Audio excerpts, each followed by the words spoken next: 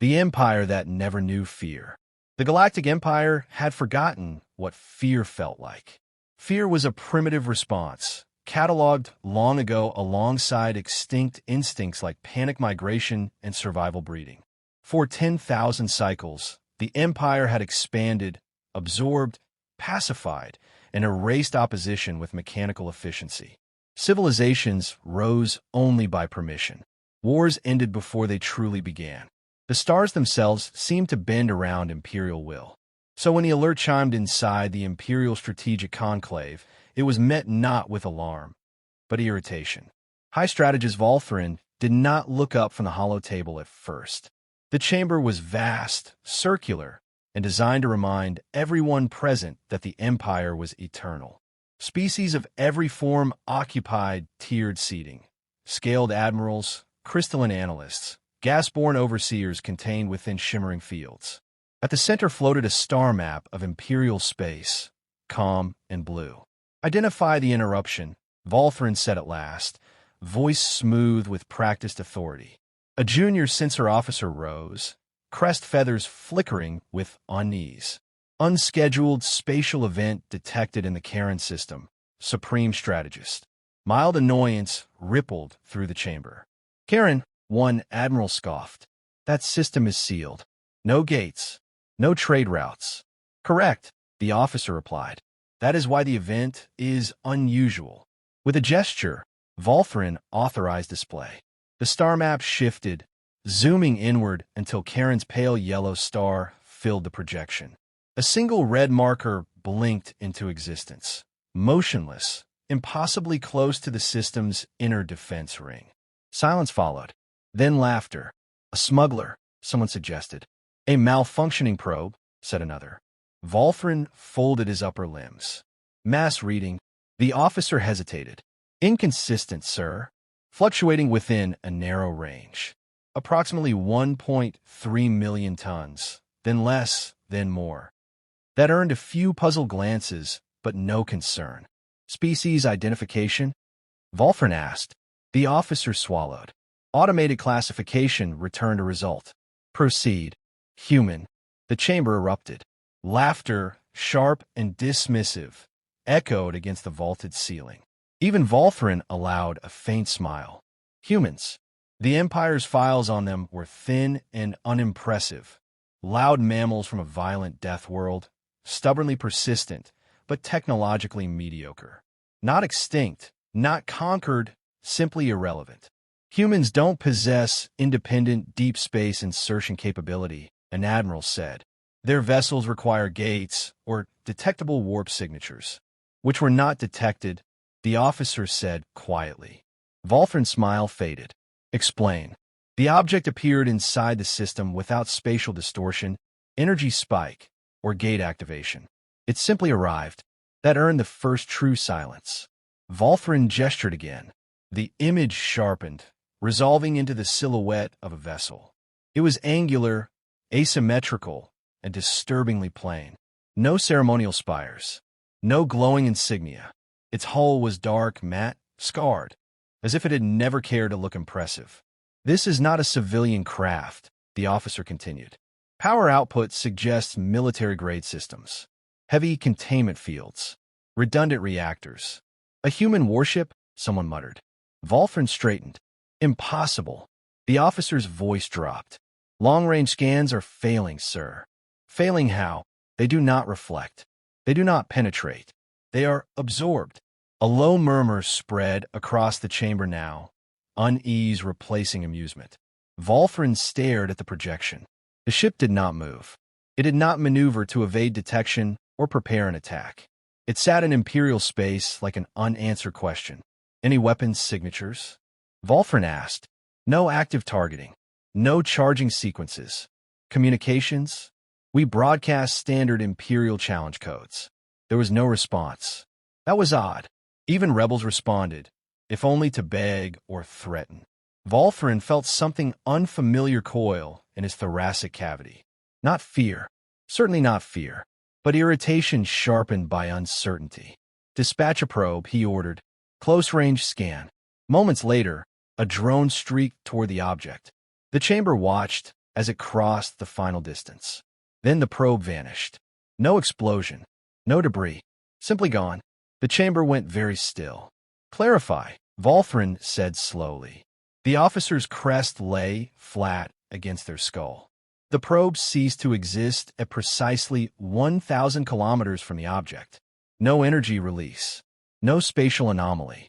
A different analyst spoke up, voice tight. "Supreme strategist, the object has adjusted its orientation." The projection shifted. The human vessel had rotated, just enough that its forward hull now faced the Imperial defense ring. Still no weapons fire. Still no movement. But something about the angle felt deliberate. Volthrin felt it then. A faint, unwelcome sensation. Not panic. Not terror. Dread. For the first time in his long career, Volthrin considered a possibility that Imperial doctrine did not account for. "What if," he said carefully, "the humans were never as weak as we assumed?" No one laughed this time. The junior officer broke the silence, voice barely above a whisper. "Supreme strategist, a new data packet just decrypted." "From where?" "From the object." Volthrin's gaze locked onto the projection. "Content." The officer hesitated, then spoke the words that would later be recorded in every Imperial archive. "It contains only a single line, sir." "Read it." The officer inhaled. "We have arrived." The Galactic Empire, master of 1,000 worlds, stood frozen in dread. And somewhere deep within the endless machinery of its dominance, a long-forgotten instinct stirred. The realization that something had come not to negotiate, but to be acknowledged. When the rules stopped working, Imperial doctrine demanded response. Within minutes of the human vessel's message, the Karen defense grid shifted from ceremonial readiness to active engagement. Orbital platforms aligned. Weapon capacitors charged. Thousands of systems, perfected over millennia, prepared to enforce the Empire's will. High strategist Volthrin watched the holomap in silence as fleet icons began to appear. Sleek, symmetrical warships emerging from authorized gates at the system's edge. Standard pacification formation, Fleet Admiral Sorix announced. No extermination measures authorized. Volthrin inclined his head. The decision was deliberate. If the humans were bluffing, annihilation would be wasteful. If they were not, escalation would be unwise. The human vessel remained motionless. Its presence warped the chamber's attention like gravity. It was wrong, not in design but in intent.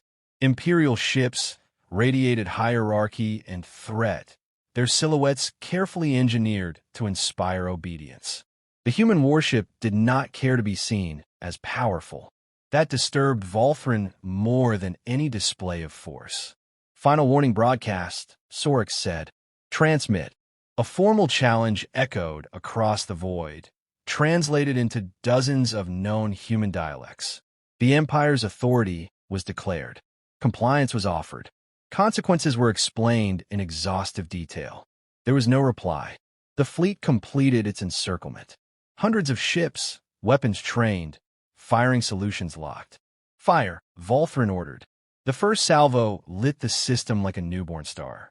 Energy lances crossed the void, converging on the lone human vessel with flawless precision. Plasma sheaths followed, then kinetic strikes accelerated to relativistic speeds. The Empire had crushed entire civilizations with less. The human ship did not evade. The weapons never reached it. Sensors screamed as targeting feeds collapsed into nonsense. Energy dispersed into nothing. Kinetic rounds decelerated violently, then vanished as if erased from existence. Silence followed, heavy and absolute. "What happened?" Sorix demanded. "We don't know," a weapons officer replied, panic leaking through discipline. There was no shield interaction, no counterfire. The attacks simply failed. Volthrin's claws tightened against the armrest. "Fire again," he said. The second volley was larger, more aggressive. It failed the same way. A third attempt produced identical results. The human vessel remained untouched, unchanged, an unmovable constant in a universe that obeyed Imperial law. Then it moved. Not fast, not evasively.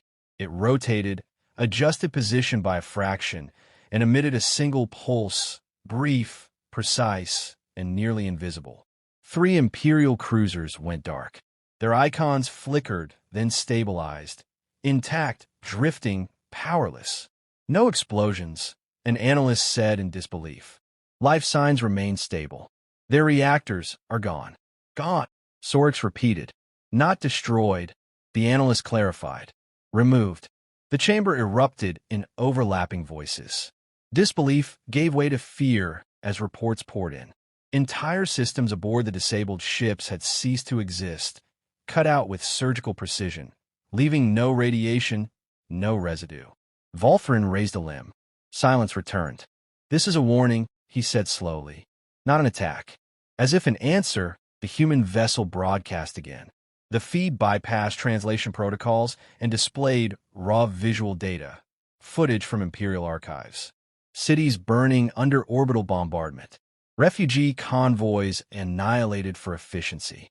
Species labeled non-compliant erased from records. These files are sealed, an archivist whispered. How do they have them? The footage ended. Text appeared. We remember what you call collateral. Volfrin felt the weight of centuries pressed down on him. This was not intimidation. This was accusation. Supreme strategist, Sorix said quietly, we must escalate. Volfrin hesitated. Doctrine screamed for overwhelming force, but instinct, ancient and newly awakened, urged caution. Authorize the Obsidian Protocol, Volfrin said at last. A ripple of shock passed through the chamber. The Obsidian Protocol had never been used in a populated system. It represented the Empire's final authority, absolute, irreversible. Deep within Charon's star, structures older than recorded history awakened. Gravitic anchors locked into place. The star's output spiked unnaturally as the Empire prepared to weaponize the sun itself. The human vessel did not retreat. It did not protest. It waited. Charge sequence at 30%, an engineer reported. Human ship shows no reaction. Volfrin stared at the projection. The realization settled like cold metal in his core. They're letting us do this, he murmured. The thought was unbearable. As the star's light twisted under Imperial control, the human vessel finally transmitted again, this time with audio. A calm voice filled the chamber. Human, unmodulated, unafraid. Galactic Empire, it said, you are about to make a very important choice. The charge reached 50%. Volfrin understood then that the rules, Imperial law, technological superiority, the certainty of dominance, no longer applied. The galaxy had changed, and the Empire was still pretending it hadn't. The reason humans were quiet. The human voice did not rise. That alone unsettled the chamber more than any shouted threat ever could. Galactic Empire, the voice repeated, calm and measured, we have observed your civilization for a long time. High strategist Volfrin did not interrupt. Every instinct urged him to assert dominance, to remind the speaker of Imperial authority. But those instincts felt suddenly outdated, like ceremonial armor against a collapsing star. Who speaks for humanity? Volfrin demanded. There was a brief pause, as if the question were being considered rather than answered. I am Captain Mara Chun, the voice said, commanding officer of the HWS Silent Resolve. The name echoed through the chamber. Resolve. Silent. You are violating Imperial space, Volfrin said. Withdraw immediately or face annihilation. Captain Shin exhaled softly. You're already attempting annihilation. We noticed. A flicker of discomfort passed through several delegates. You misunderstand our presence, Chen continued. We did not come to challenge your empire. We came to evaluate it. Murmurs spread. Volfrin felt something twist in his thoughts. Evaluate, he repeated. Yes, Chen said. You see, when humanity reached the stars, we discovered something unsettling. Civilizations that announced their strength early were either consumed or forced to become monsters to survive. So we chose silence. The hollow display shifted. Images appeared, human worlds scarred by ancient wars, cities rebuilt atop ruins, orbital defenses dismantled rather than displayed. We learned restraint the hard way. Chen said. Before we ever met you. The Obsidian Protocol charge crept toward 70%. Engineers waited for Volthrin's command. You hid. One Imperial Lord spat. You let us dominate while you watched. Chen did not deny it. Yes. That admission struck harder than defiance. We watched you conquer, she continued. We watched you erase cultures and call it stability.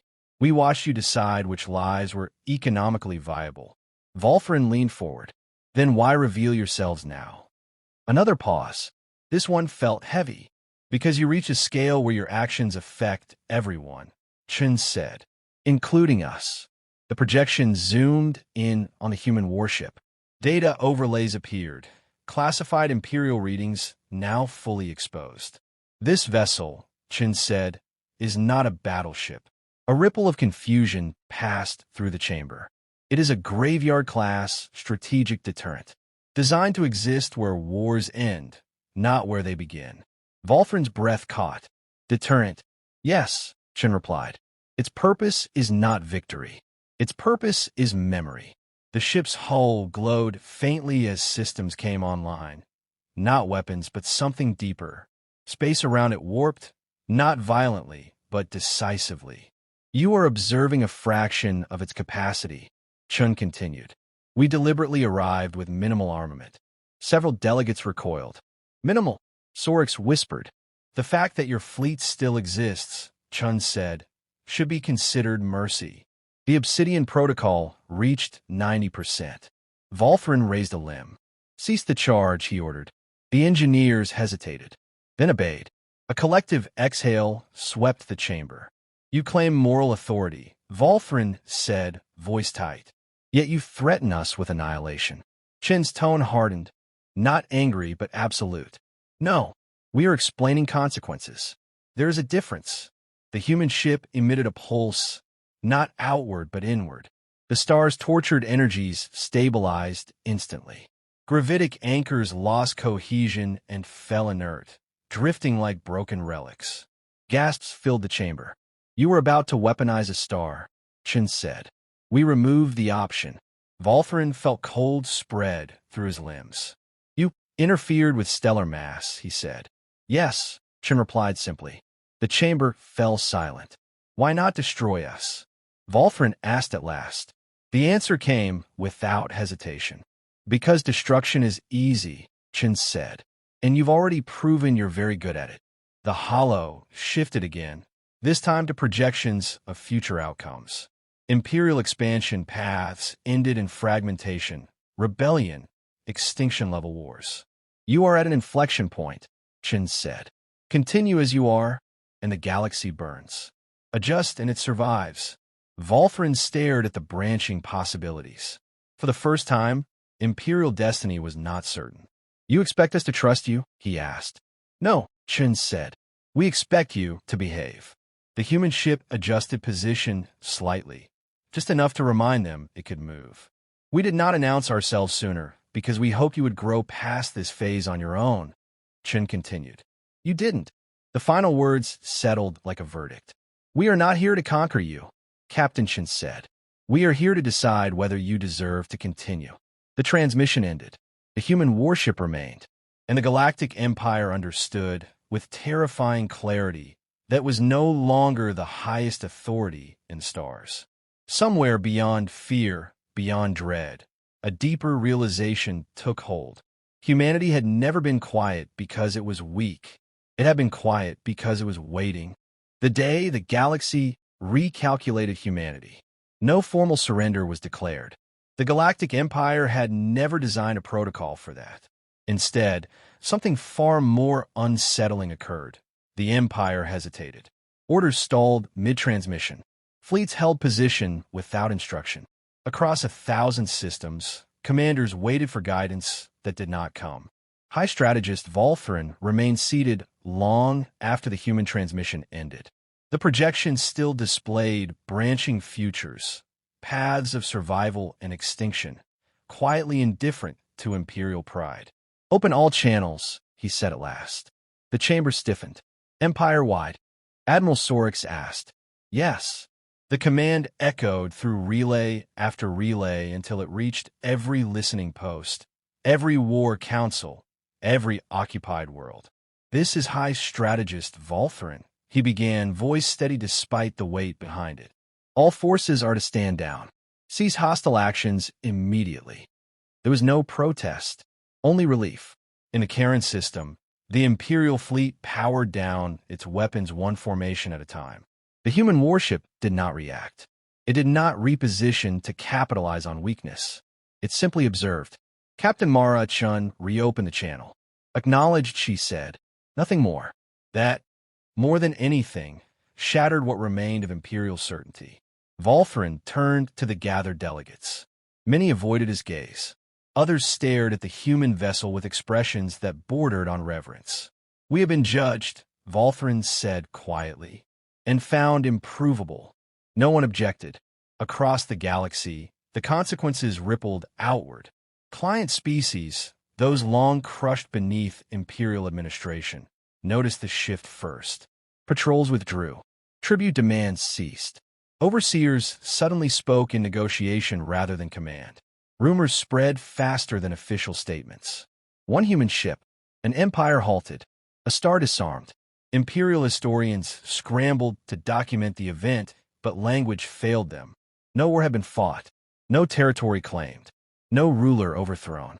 And yet, everything had changed. In Karen, the human warship finally moved. Not toward the capital, not toward the fleet. Away.